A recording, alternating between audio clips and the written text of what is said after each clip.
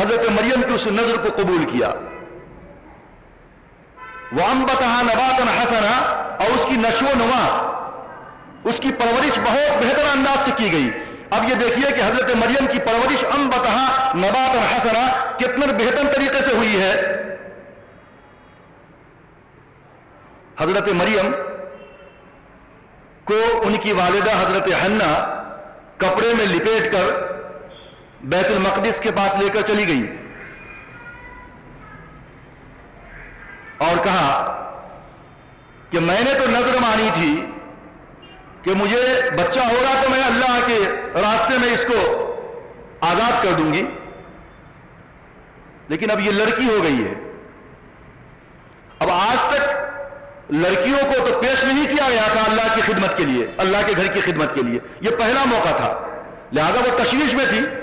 لہذا انہوں نے کہا کہ اب کچھ بھی ہو بہر کر میں نے تو نظر مان لیا ہے اور اس بچی کو اب آپ لوگوں کی کفالت میں دیتی ہوں اس گھر کی حفاظت کے لیے.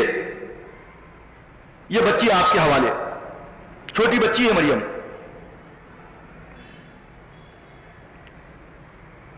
اب آپ کو یہ بات ذہن میں رہنی چاہیے کہ آج ہم دیکھتے ہیں کہ مسجدوں کے اندر ایک خطیب ہے, ایک امام ہے, ایک نائب امام ہے, ایک مؤذن ہے, ایک خادم ہے. یعنی مسجد کے اندر کئی لوگ ہوتے ہیں خدام جو الگ الگ عہدوں پہ پوسٹ پہ ہوا کرتے ہیں. تو وہاں بیت المقدس کے اندر بھی بہت سارے جو ہے لوگ رہتے تھے, پادری پریسٹ رہتے تھے, ایک ساتھ کئی ہوتے تھے. کوئی امام ہوتا تھا, کوئی خادم ہوتا تھا, کوئی کچھ. اور بڑا یعنی چیف پریسٹ, بڑے عہدے پہ کون آئے گا, وہ اپنی اپنی باری پہ وہ بڑے عہدے پہ آیا کرتے تھے. اس کے نیچے بہت سارے دوسرے عہدے ہوا کرتے تھے. کئی قبیلے ہیں, کئی ٹرائبس ہیں, ان کا ایک عالم چن کر کے آتا تھا اور اپنی اپنی باری کا انتظار کرتا تھا کہ وہ کون سب سے بڑے عہدے پہ آئے گا.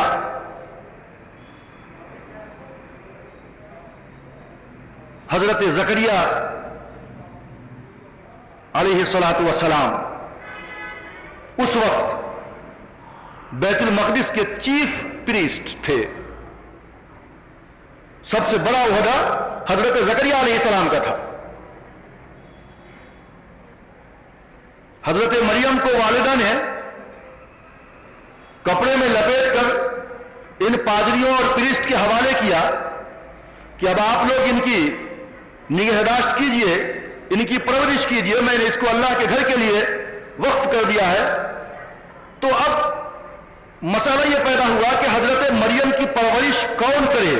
اتنے سارے پادری ہیں, پریسٹ ہیں, اللہ والے ہیں اس گھر کے اندر. تو چونکہ مریم کے والد حضرت عمران بیت المقدس کے امام رہ چکے تھے, لہذا وہ تمام کے تمام پریسٹ اور پادریوں کے دلوں میں اپنے امام سے بڑی محبت اور قربت تھی.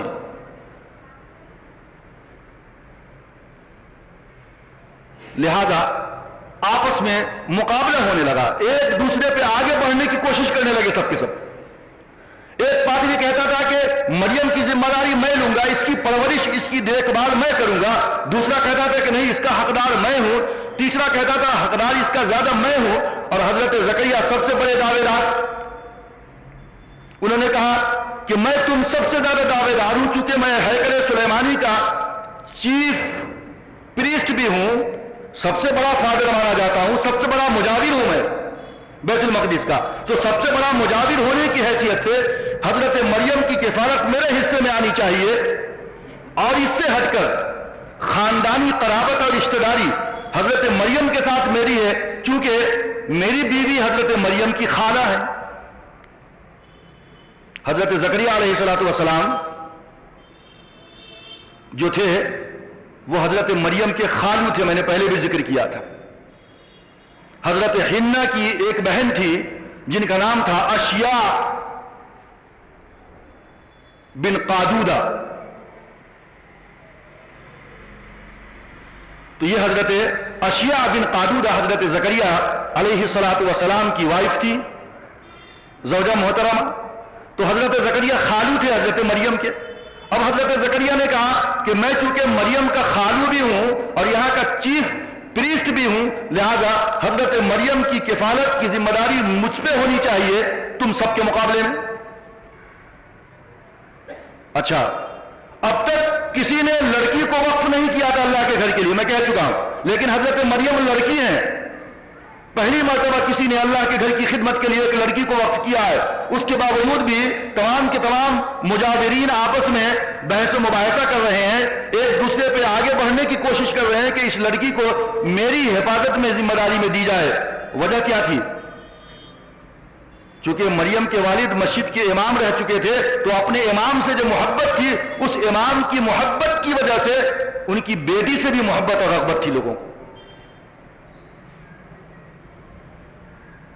پتہ چلتا ہے کہ اس وقت کے پادریوں کو بھی اپنے امام سے کتنی محبت تھی، اور آج کے مسلمان اپنے امام سے کتنی محبت کرتے ہیں وہ بھی ذرا دیکھ لیجیے۔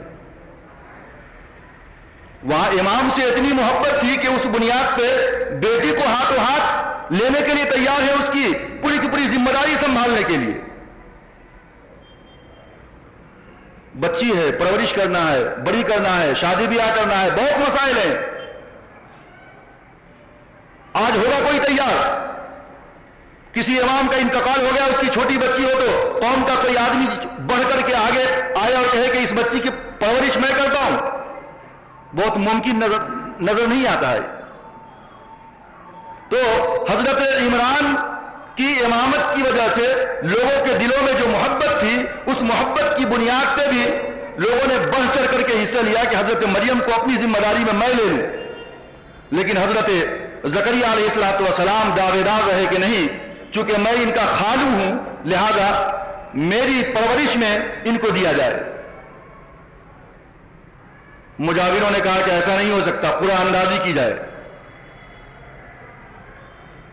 قرآن اندازی کرو، جس کے حصے میں آ جائے مریم وہ شخص اس کی کفالت کرے گا۔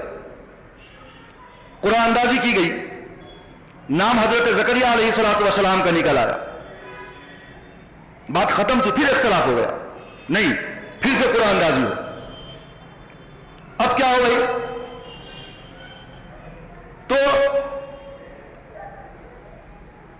مفسروں نے لکھا ہے کہ تقریباً جتنے پادری تھے، جتنے مجاورین تھے بیت المقدس کے اندر، ان کی تعداد 27 تھی، 27 اللہ والے لوگ، رات دن مسجد میں ہی رہا کرتے تھے، اللہ کی عبادت کرتے تھے، اللہ کے گھر کی خدمت کے لیے مامور تھے، وہ سب پریسٹ تھے، پادری تھے، 27 تھے وہ۔ اور یہ لوگ اپنے اپنے طور پہ تورات لکھتے تھے، کتابوں میں آتے یکتبون التورات، وہ قلم سے تورات لکھتے تھے۔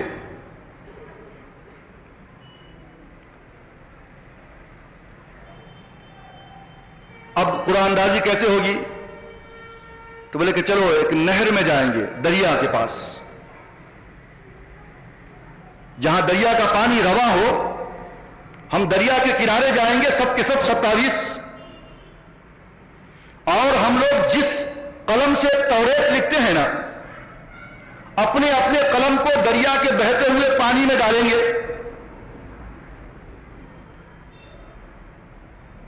اب ظاہر سی بات ہے کہ جب قلم کو پانی میں ڈالیں گے، وہ پانی بہتا ہوا تو قلم تو پانی کے بہاؤ میں بہہ جائے گا، پانی لے کر اس کو کہیں دور چلا جائے گا۔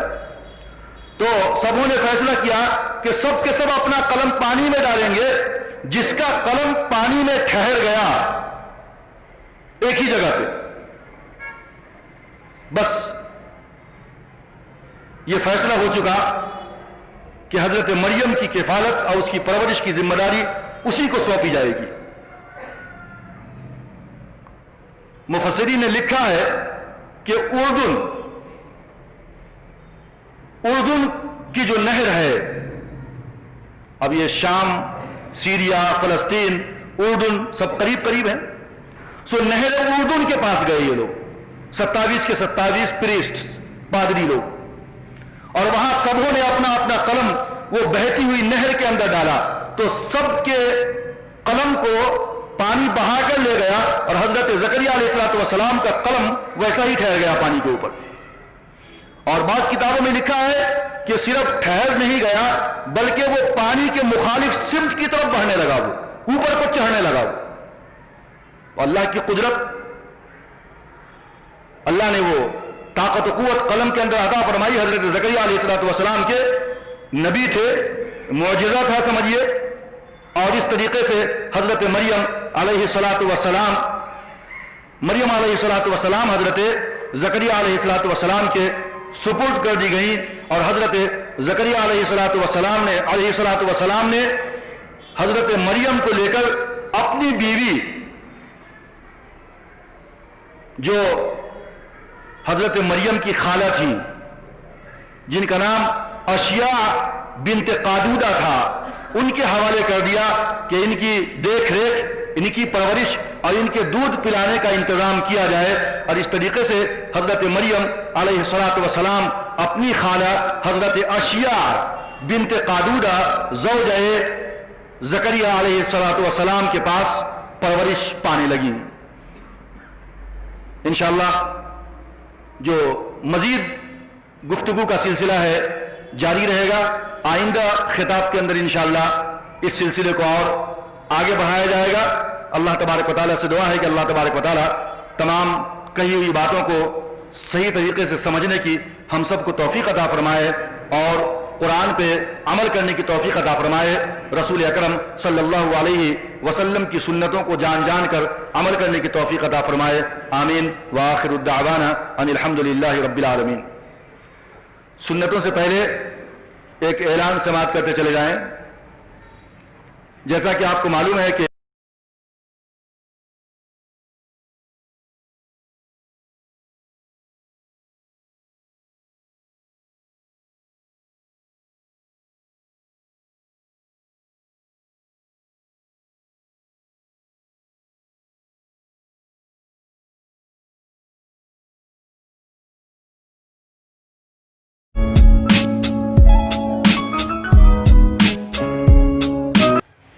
السلام علیکم، ہیلو ایوری ون، ویلکم